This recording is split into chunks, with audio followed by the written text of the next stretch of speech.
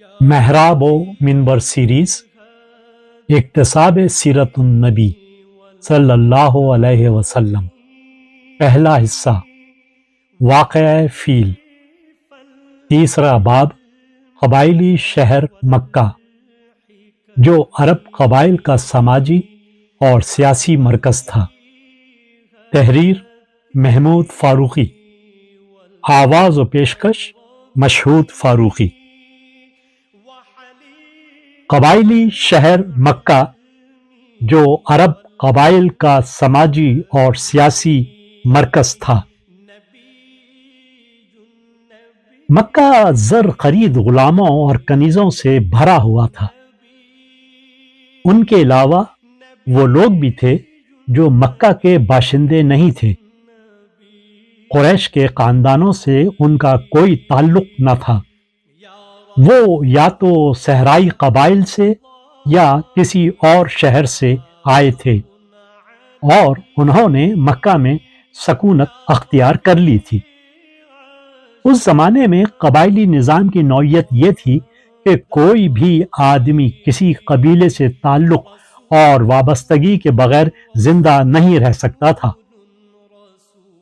جو شخص کسی قبیلے سے تعلق نہ رکھتا ہو وہ ان اجتماعی حقوق کا مستحق نہیں سمجھا جاتا تھا جو قبائلی معاشرے میں عام طور پر لوگوں کو حاصل تھے۔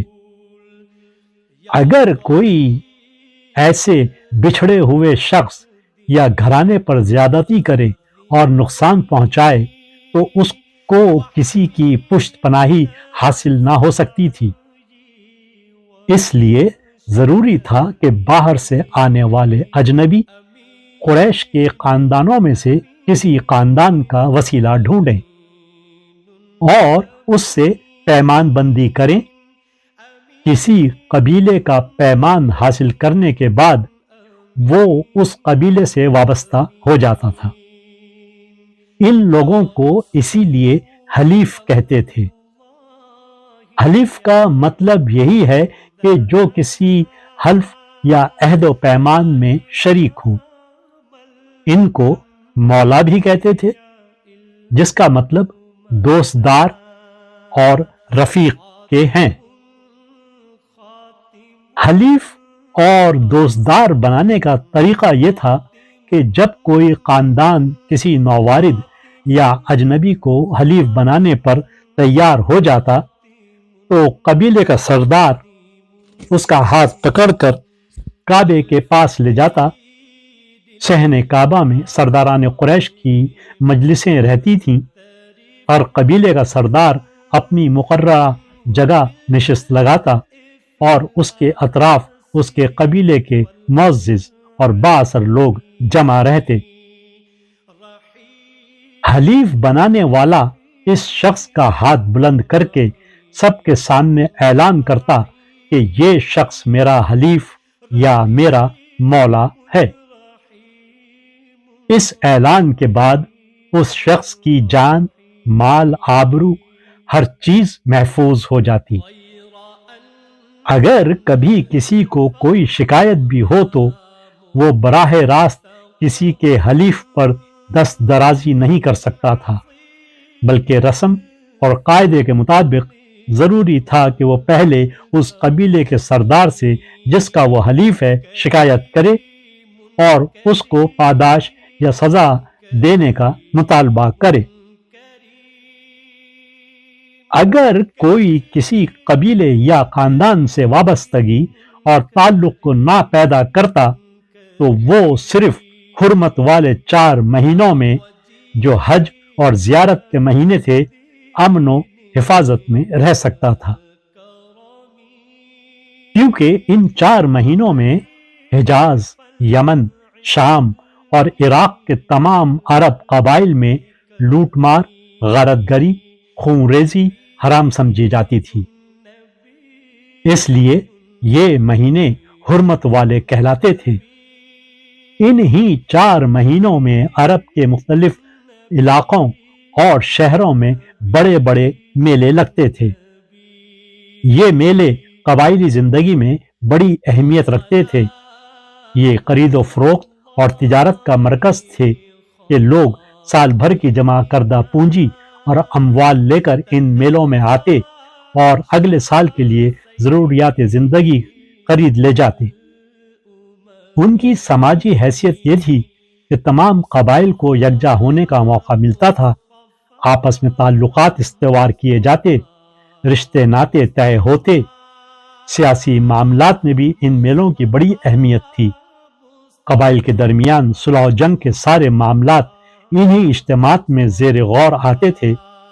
مخالف قبیلوں کے درمیان گفت و شنید ہوتی، اختلافات دور کرانے کے لیے دوسرے قبیلوں کے سردار واسطہ بنتے اور مفاہمت کی بنیادیں استوار ہو جاتی، یا پھر ایک دوسرے کی قوت کو توڑنے کے لیے اس موقع سے پورا فائدہ اٹھایا جاتا، دشمن کے حلیف قبائل کو ہموار کر کے اس سے منقطع کر دیا جاتا، اور نئے عہد و پیمان وجود میں آ جاتے۔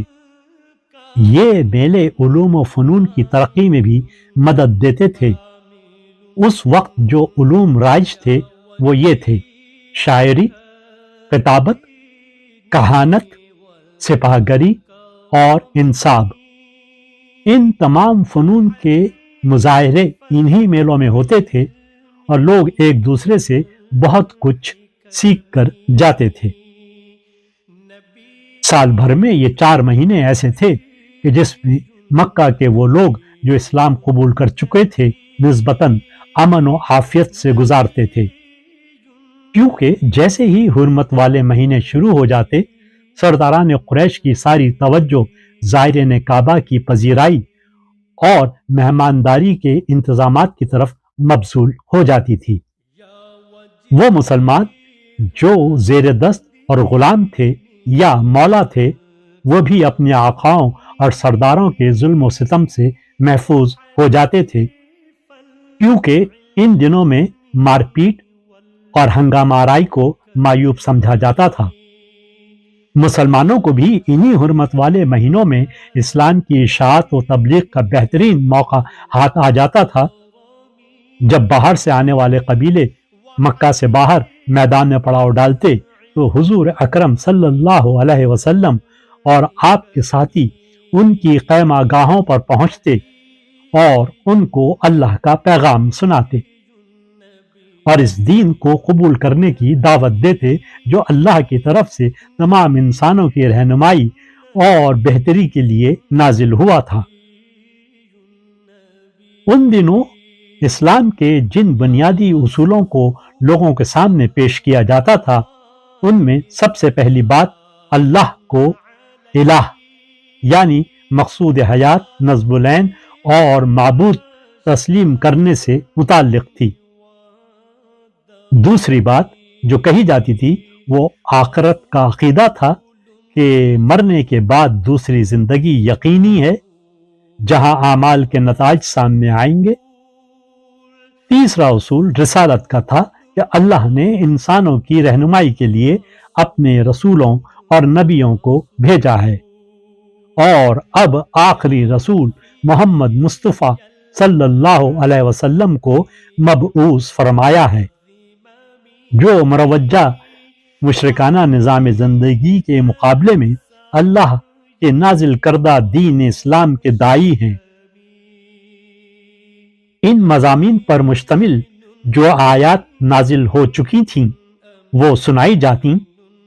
دور و نزدیک سے آنے والے یہ قبیلے زبان شناس تھے، کیونکہ ان دنوں شہروں کے مقابلے میں صحرا میں بسنے والے قبائل ہی کی زبان معیاری عربی سمجھی جاتی تھی، اور ان کا ذوق ہی شعر و ادب کی اساس تھا۔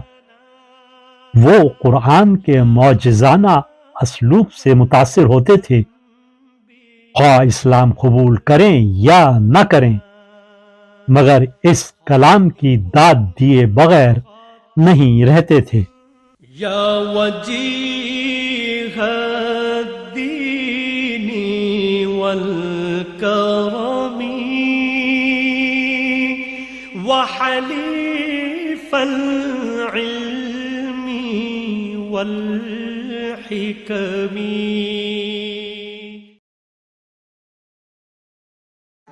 किरण किरण उजाला